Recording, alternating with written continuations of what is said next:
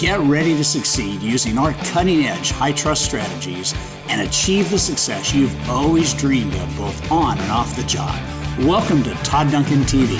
Are you ready?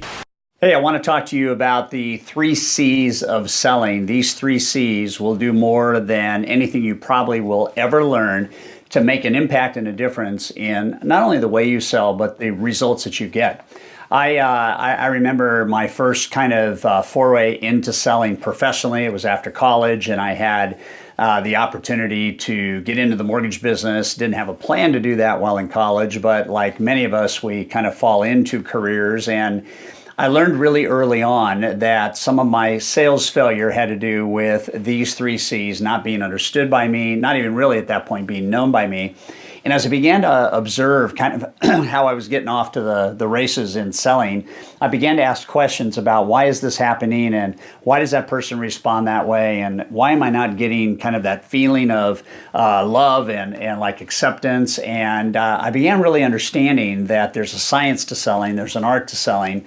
And when these 3 C's were developed by me early in my loan career, it made all the difference in the world. I think my monthly income went up by over $20,000 within about a year of arriving at understanding these 3 C's.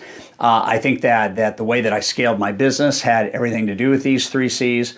When I look at loan originators and managers that are in the home loan business and certainly agents that I've had a chance to work with, I can tell you without question that the hockey stick effect in anybody's business has to do with these 3 C's. So in the next 10 minutes or so, I just want to walk through them with you, have you kind of maybe observe how you're doing in these 3 areas, and then just make some decisions at the end of the episode on what you can do differently in this area. Okay, so C number 1 is the C that I call connect. And connect is the first impression that you have with people when they've never done business with you. It could be a phone call to a borrower the first time that you've ever spoken with them. It could be a phone call to a builder or a real estate agent or a business owner that you are opting to see if you can engage into a business relationship. It could be a host of follow-up calls that you're making. The one thing that seems to be missing from so much of those first impressions as a management tool is the idea of emotional connection. Here's why emotional connection is so important. People buy with their hearts, not their heads. They buy with their hearts and they justify and rationalize the purchase afterwards with their head. I'll give you a story. So I'm a cyclist. I love riding my bike. I ride about 150 miles a week. And about 20 years ago, I did not have a good bike. Up until that point in time, I probably had not spent more than $100 on a bike in my entire life. And I remember asking a friend of mine who was an avid cyclist where I should go to maybe talk about getting a bike. And he referred me to a bike shop and referred me to a guy named Tom in that bike shop. I remember going to the bike store, and I remember kind of having had a conversation with my friend about what I should look for and what I should spend and this, that, and the other thing. And so when I was with Tom for the first time, I'd never met him before, simply secured a time that we would meet in the store.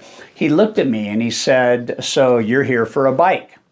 And that was just a question, right? It was a very simple connection question right out of the block. So you're here for a bike. And all he had to do was remember the initial conversation on why I was coming.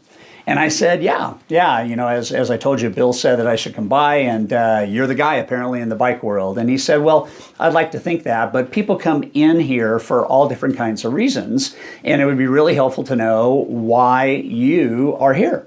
And it was just like, wow, well, I'm here to get a bike. And he said, no, I know you're here to get a bike, but what's important about a bike to you? What's important about owning a bike to you? That single question, just that single question alone, started a relationship. And I said, I'm not able to jog anymore, and I know that having a good cycle, a good bike is low impact on the knees, and I want to stay in good shape. And that's kind of why I'm here. And he said, great. So what's important about a bike to you is staying in great shape. And I said, yeah. And he said, so what does that look like to you? What does great shape look like to you? 3 questions in the period of about 3 minutes that have him and I connecting together. And I remember when he asked that question, what does being in shape look like to you? I had to really think about that. I mean, I don't know that I was ever asked that question before. And I remember when I was thinking about what I was going to say, I didn't really know what to say. And I remember my eyes kind of darting up to the left. And I saw a poster on the wall in the bike shop. It was of Mark Allen, who was, I think at that point in time, a 5-time Ironman triathlete winner. And I simply looked at Tom and I said, I guess what's important about being in shape to me is I want to look like that. And I pointed to the poster. And he said, people come here for all different kinds of reasons. And if you want to look like that, we need to get you the bike that will allow you to look like that. And I said, great, let's get going. And he said, so how much are you planning on investing or spending? And I said, well, Bill said I should probably be thinking about $800,000, $900,000 maybe for a bike. And he said, yeah, that's a good starting place. He said, let me show you the bikes that have what you need that will help you get that, pointing to the poster. And then he said, let me tell you what they don't have, that if they had them, you would get that more quickly. So am I connected in this sale? It's totally emotional. The only conversation around price has been what my budget is, right? And so we go to the bikes that are $800 or $900 or $1,000, and we're quickly off of those because I'm just starting to realize that as he's talking to me about different things, then I'm starting to realize that I'm not going to be able to get the kind of shape I want as fast or as quickly and maybe as consistently and reliably without some of these other things that he's mentioning. So we're off of those bikes real quickly, still very much connected, right? And the connection is about emotion. The connection is everything that he is showing me and telling me about what he does and the bikes that he's showing me and the features that the bike have. They're all connected to something emotional. And by the time that we were kind of through the store, we had gotten to this area where the bikes were high performance bikes. And the high performance bikes had all of these features that the $800, $900 bikes did not have that would theoretically allow me to be in better shape more quickly. They had different cleat configurations to work your entire leg instead of the top and the bottom. They had onboard computers, racing handlebars, graphite forks, aerodynamic tires and wheels that go along with that, and just all kinds of things, different kinds of seats, different kinds of handlebar configurations. Anyway, the long and the short of it is by the time that we were done, I was looking at a bike that was around $2,200 because, and I keep pointing to the picture on the wall, because that was what I was going for. And so by having a discussion around emotional needs and emotional goals and why I was really there in the first place, just like you are going to have conversations with people that are going to be borrowing money and they're going to be buying real estate and financing real estate, what's important about that to them. And the deeper you get in to emotional conversations, so this is highly emotional, it is not logical. The deeper you get into emotional conversation, the more likely somebody is to take you up on a relationship. So then when we get to the $2,000 plus bikes, we are now in the stage of converting. So we are at a point now where the connection has happened, and now Tom wants to convert me to a sale.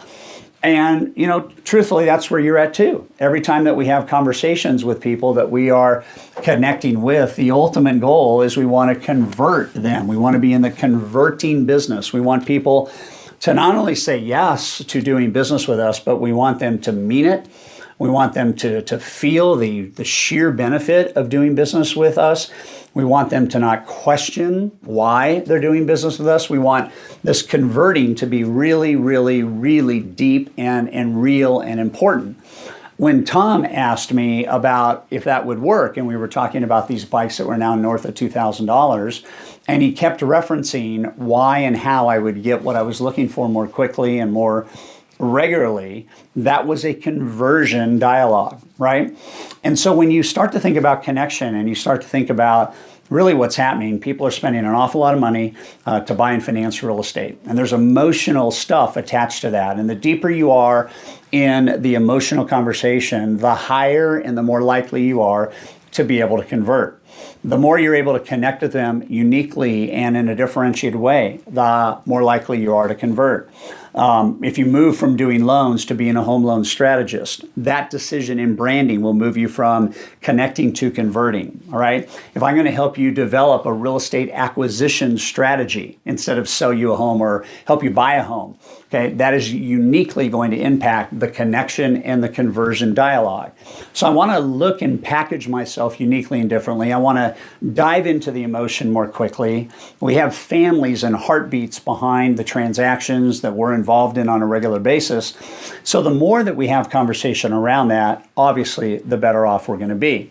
And if we convert, and we convert at a high level, and we convert at a level where we deliver the goods, then what we end up doing is we end up getting to this last C, which is where we're able to be in the cementing business. And the cementing business is creating a permanent structure around this relationship. I want to connect, that gets it going. I want to convert at the highest level possible, that gets the business activated. And then I want to cement that relationship to be a relationship that lasts forever. So if I go back to my friend Tom, I have now purchased 6 different bikes from Tom, and it all traces back to an initial conversation that really answered one question: what's important about owning a bike to you? And so the question that should allow this to thrive for you is, what's important about a home loan to you, or this home loan to you? What's important about buying a home to you, or this home to you? What's important about selling a home, or selling this home to you? And the deeper I go with those questions, the more likely I am to convert somebody into a client status that will last forever. When I'm in the cementing business, I am locking in my brand with a customer. I want this customer to do business with me forever. And so if I'm going to activate the cementing piece, I have to be in the contact business, which on a previous episode we talked about just the art and the science of follow-up. I have to be in the convenience business. I want to be able to get into a point where I'm able to make it easy on my clients doing business with me. And then I have to be in the certainty business, and the certainty business is getting to a point where I'm equipping them for the next business transaction and having certainty in what I'm doing for them, and on a regular basis, setting them up for success in the marketplace. If I have regular contact, I'm making everything convenient, and I'm giving my buyers and my sellers, my previous clients that I have helped facilitate financing or acquisition of real estate, certainty about their next moves. Then these 3 C's are going to set me up for success. They're going to set my clients up for success. And if all you do is focus on these 3 things, this is the human part of the sales process. This is where humanity comes back into the sale. This is where the emotional heartbeat of doing business together becomes real. This is where chemistry invades your relationship. This is where you know that I like this person. We have a likability together because we are connecting and converting and talking about what that looks like. So if you think about it, how are you at these conversations? How are you at asking the right questions that give you the ability to connect early, 30, 60, 90 seconds? How good are you at nurturing the depth of those questions so you convert at a very, very high level? And when you think about converting, then how are you at cementing those relationships so that they in fact last forever? And if you do these 3 C's and you do them regularly, consistently, and you believe them and you own them, then your business is going to skyrocket, okay? The 3 C's of selling.